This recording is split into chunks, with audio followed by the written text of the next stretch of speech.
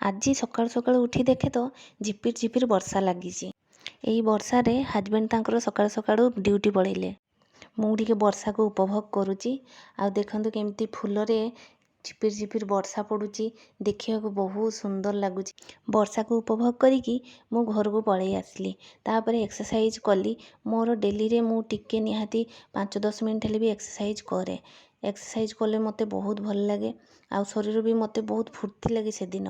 ଆଉ ସକାଳୁ ସକାଳୁ ଏକ୍ସରସାଇଜ ସରିଲା ପରେ ଝାଡ଼ୁ ବି ଘରେ କରିଦେଲି, ଯାଇକି ଠାକୁର ପୂଜା କରିଦେଲି।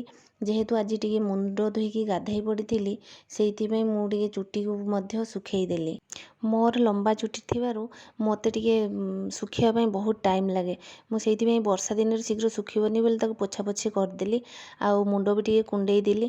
ଆଉ ଏପଟେ ରୋଷେଇବାସ କାମରେ ବି ଲାଗି ପଡ଼ିଲି। ଆଉ ମୁଁ ଯେହେତୁ ଏକା ଖାଇବି, କାଙ୍କଡ଼ ଭଜା ଆଉ ଡାଲି କରିଦେଇଥିଲି, ଆଉ ଭାତ, ଆଉ ବେଶୀ କିଛି କରିନି।